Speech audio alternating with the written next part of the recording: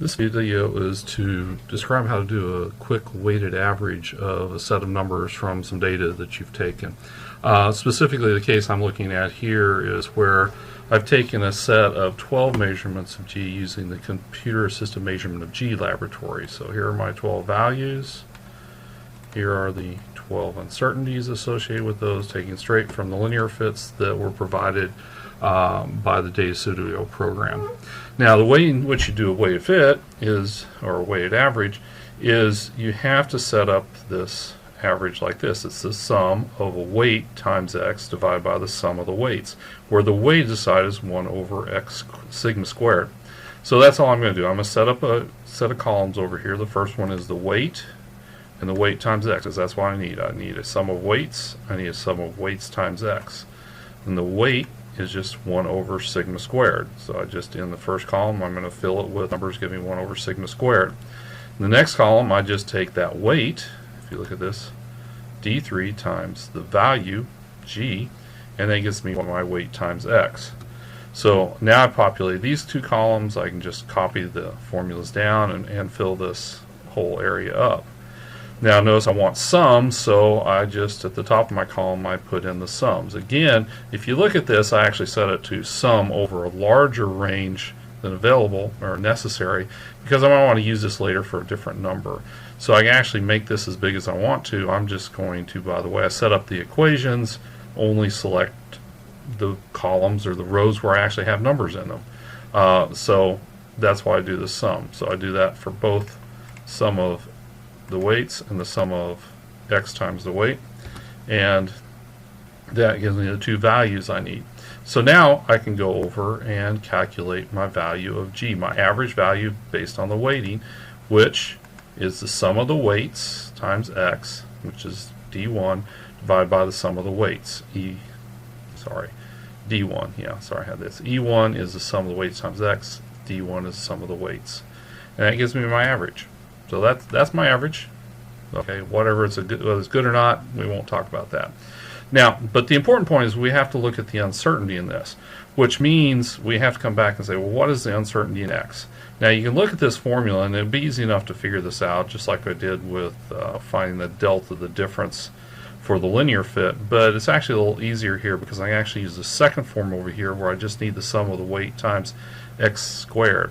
So that's what the third column here is for, sum of weight times x. I populate it in the same way, sum of the weights times x squared, and then sum it up, and then come in here to set up this formula.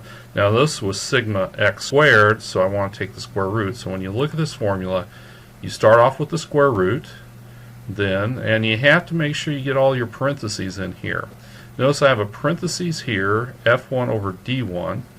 Well, f1, that's the sum of the weights times x, and sum of d1 is the sum of the weights. So that I've just done this part of the formula.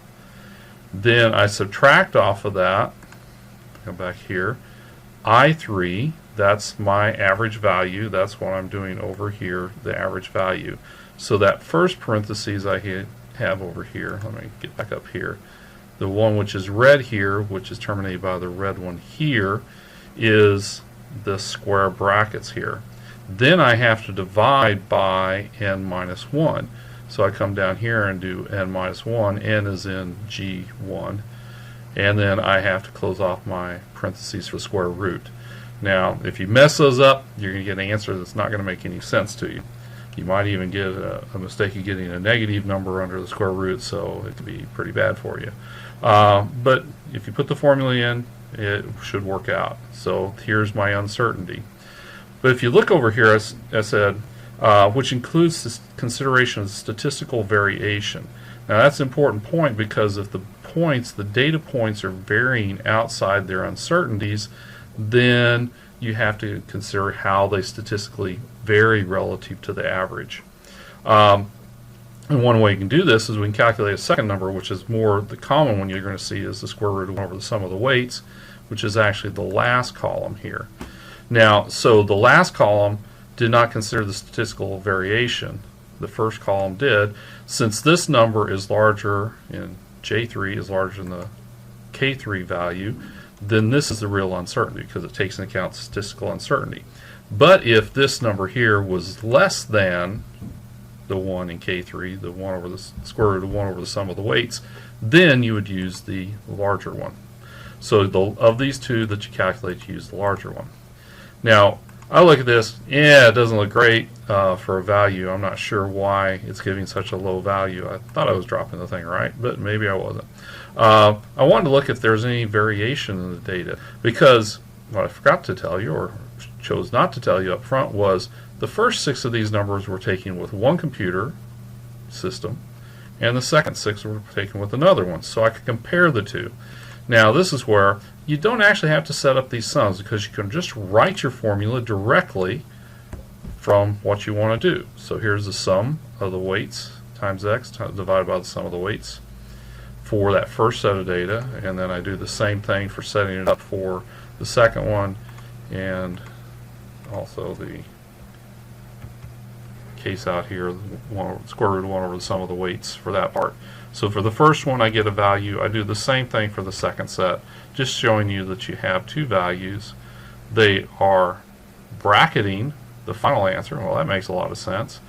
The uncertainty is less because you've taken, by averaging, you're reducing the uncertainty in your final result.